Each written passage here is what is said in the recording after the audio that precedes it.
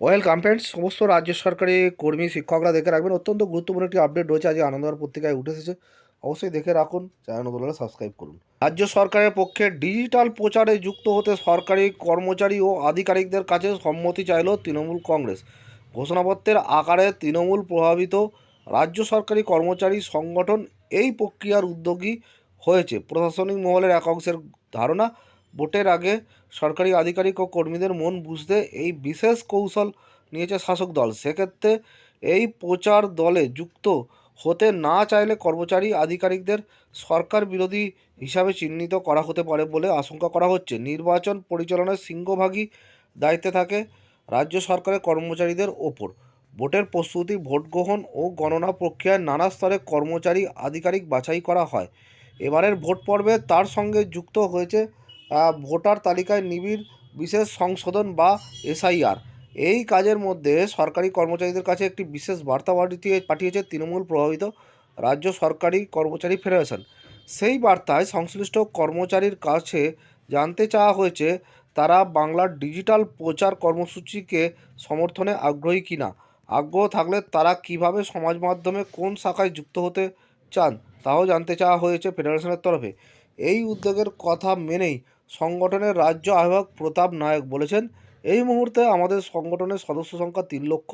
তারা মা মাটি মানুষের সরকারের জনমুখী প্রকল্পে আস্থা রেখে এই সদস্যপদ নিয়েছেন।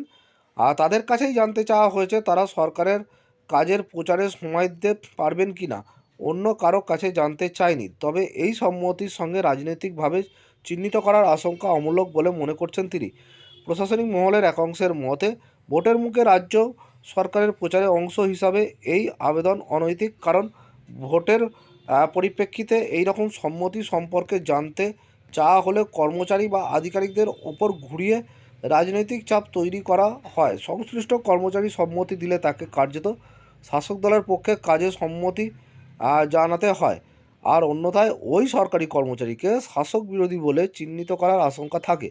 শাসক দলের কর্মচারী সংগঠনের এই উদ্যোগে সরকারি কর্মীদের ব্যক্তিগত রাজনৈতিক মতামতের পরিসরে নাক গলানো বলেই মনে করছেন আধিকারিকদের অনেকে। এই বার্তা নিয়ে কর্মচারীদের উদ্বেগ পৌঁছেছে রাজ্য সরকারের শীর্ষস্তরের আমলাদের কাছেও।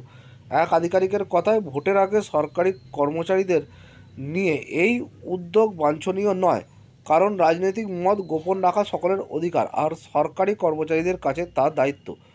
ফলে এতে ভুল বোঝাবুঝি তৈরি হতে পারে। কর্মচারীদের জন্য ঘোষণাপত্র আকারে এই সম্মতি দেওয়ার ব্যবস্থা করেছে ফেডারেশন। তাতে সংশ্লিষ্ট কর্মচারী কোন জেলায়, কোন দপ্তরে এবং কোন পদে কর্মরত সে কথা জানাতে হবে।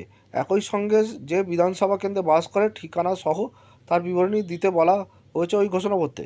সংগঠনের ভারপ্রাপ্ত নেতা তথা রাজ্যের মন্ত্রী মানস ভূঁইয়ার বক্তব্য, আমরা সদস্যদের তালিকা ডিজিটাইজ করতে চাইছি, এর সঙ্গে দলের সম্পর্ক নেই।